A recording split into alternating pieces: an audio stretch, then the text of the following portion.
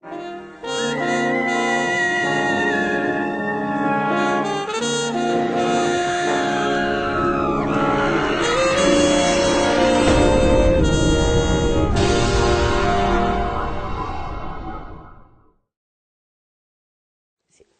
lei si è ispirato ad un fatto di cronaca per costruire la sua storia. Ci può raccontare come è nata, appunto, come è nato il film e cosa l'ha colpito di questo fatto di cronaca?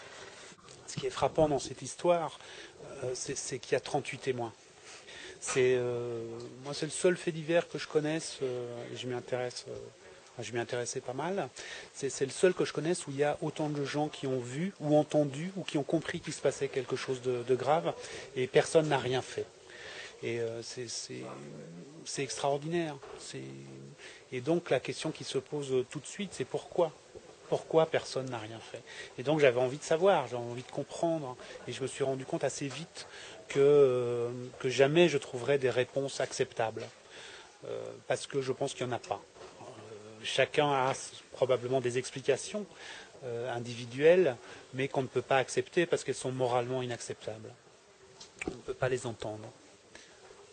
Je vous laisse traduire ou... Ma la cosa che mi ha colpito in questo fatto di cronaca è il fatto che ci siano stati 38 testimoni e credo che sia l'unica volta che è accaduto un fatto di cronaca come questo, in cui tantissima gente o ha visto o ha sentito o comunque ha capito che stava accadendo qualcosa di grave e non ha fatto nulla.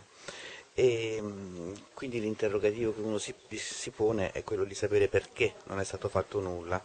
E quindi ho avuto voglia di capire e mi sono rapidamente reso però conto che non avrei mai trovato una risposta accettabile, perché non c'è una risposta accettabile. Forse si possono avere delle spiegazioni di tipo individuale, però non si può sentire una risposta in quanto è proprio moralmente inaccettabile la risposta. Donc je me suis posé la question autrement. Je me suis dit, si je n'ai pas de réponse pour chacun des témoins individuellement, en tout cas je peux poser la question au spectateur. On peut se poser la question ensemble et que chacun trouve sa propre réponse. Qu'est-ce que j'aurais fait dans ce cas-là? Parce qu'il y a une première question naturelle, mais qui est à mon avis pas la bonne question. La bonne question c'est qu'est-ce qu'il fallait faire? La question qu'est-ce que j'aurais fait dans ce cas-là? La réponse est toujours individuelle. Alors que la question qu'est-ce qu'il fallait faire, elle est universelle. Elle est valable pour tout le monde. Dans ces cas-là, il faut faire quelque chose toujours. Même si c'est une toute petite chose, même si c'est prendre son téléphone et appeler la police, juste ouvrir la fenêtre et crier, mais au moins c'est quelque chose. E quindi, visto che così non sapevo che non avrei trovato una risposta, mi sono posto la domanda in modo diverso e mi sono detto: se non riesco a trovare una risposta individuale da parte di ciascuno dei testimoni, voglio fare la stessa domanda allo spettatore e ciascuno può dare la propria risposta. La prima cosa che lo spettatore si chiede è che cosa avrei fatto io al posto di queste persone, ma questa non è, anche se la domanda più naturale non è la domanda giusta.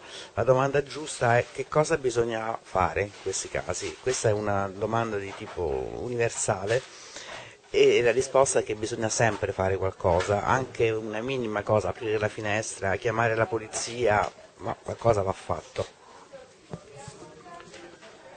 Ensuite, au-delà de ça, au-delà du rapport avec le spectateur ou du témoin direct en tant qu'individu, ce qui m'intéressait, c'était comment la société va digérer une histoire pareille.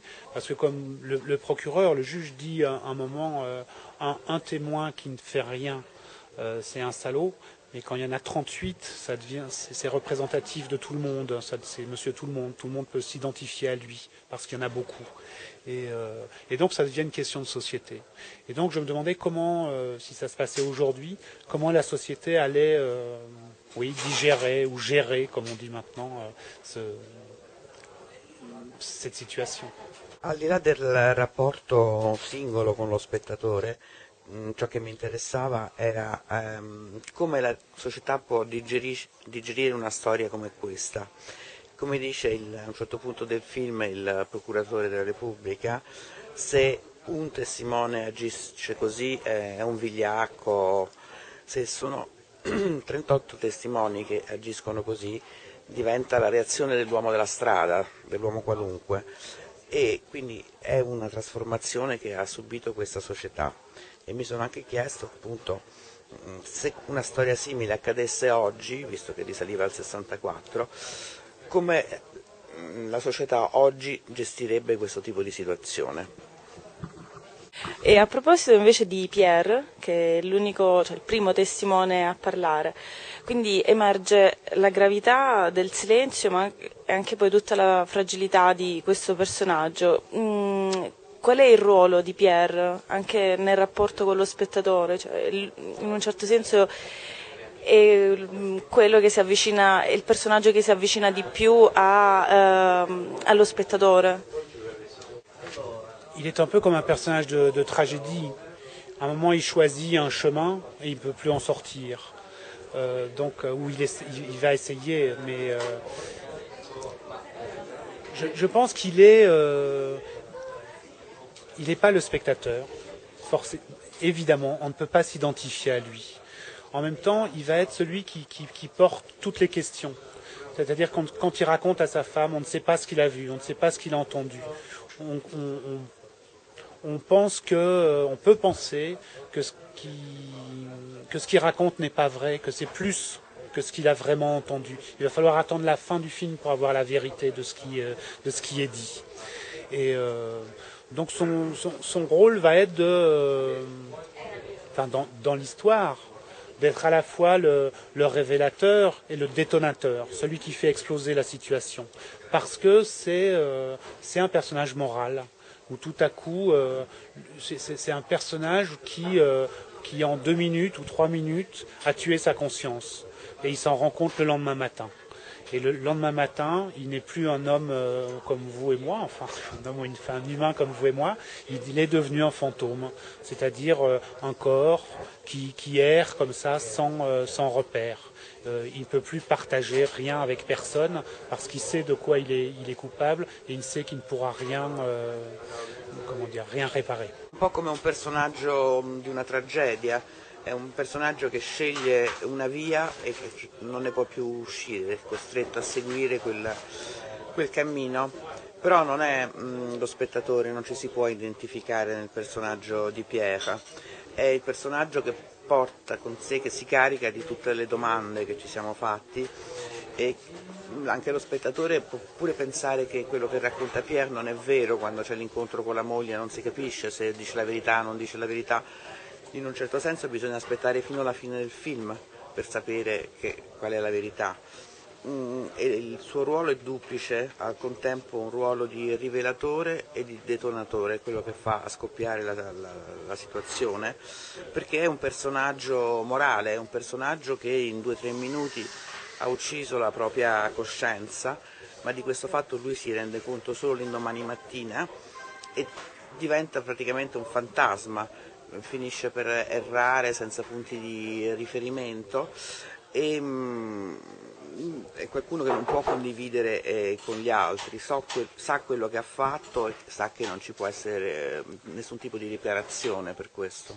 Lei ha parlato di geografia dei luoghi e dell'importanza della geografia dei luoghi, e quindi che ruolo ha Le Havre? Perché Le Havre?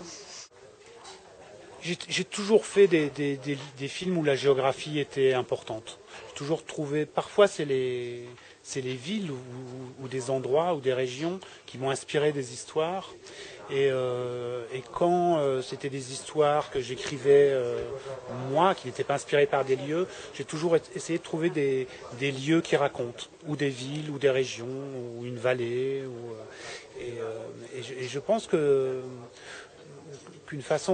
une des façons de raconter autre chose que l'histoire, c'est à travers les décors, parfois il y a une géographie très précise où on voit que tel endroit de la ville est là par rapport à tel autre endroit de la ville et on connaît la circulation. Parfois c'est plus flou, mais à chaque fois la ville raconte quelque chose. Ho sempre fatto dei film in cui la geografia è importante, a volte sono state delle città o dei luoghi o delle regioni che mi hanno ispirato, e quando invece l'ispirazione viene da me, diciamo, cerco sempre dei luoghi che raccontino, e penso che uno dei modi per raccontare qualcosa al di là della storia che racconta il film è quello di farlo raccontare attraverso la scenografia.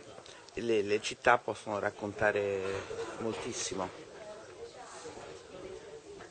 Et donc le Havre, hein, c'est une ville très particulière parce qu'elle a été rasée par les bombardements en 1944, à la fin de la guerre, et elle a été entièrement reconstruite par un architecte et urbaniste qui s'appelle Auguste Perret et qui a voulu en faire une ville un peu idéale, avec une architecture qui pouvait rendre les gens plus heureux, en faisant rentrer la lumière dans les appartements. C'est une ville très agréable à vivre. Pendant très longtemps, les gens n'ont pas aimé cette ville, parce que pour eux c'était une ville stalinienne, un peu très carrée, et que les gens sont habitués au charme des villes anciennes, etc. Donc ils regrettaient. Et maintenant ils aiment beaucoup leur ville. Mais donc c'était un visionnaire un peu. Et cette ville a quelque chose de particulier, c'est comme c'est un grand architecte, il a soigné les détails. Les colonnes, par exemple, dans les rues sont très soignées, elles sont toutes différentes, avec une matière particulière. Il a traité le béton d'une façon particulière. Et puis, c'est un urbaniste. Et donc, il a fait une ville avec des perspectives, avec des symétries. C'est une ville à la fois agréable à vivre, et en même temps, c'est un peu comme un décor de théâtre, visuellement. Et je pense que le film avait besoin d'une ville théâtrale, comme un décor de théâtre, pour styliser un peu, pour ne pas que le spectateur s'identifie immédiatement et le tenir un peu à distance, pour qu'il soit témoin des témoins plutôt que dans un processus d'empathie. Le Havre è una città molto particolare perché è stata rasa al suolo nel 1944 dai bombardamenti ed è stata poi ricostruita da un architetto e urbanista piuttosto famoso che si chiama Auguste Perret, e che l'ha trasformata in una città ideale.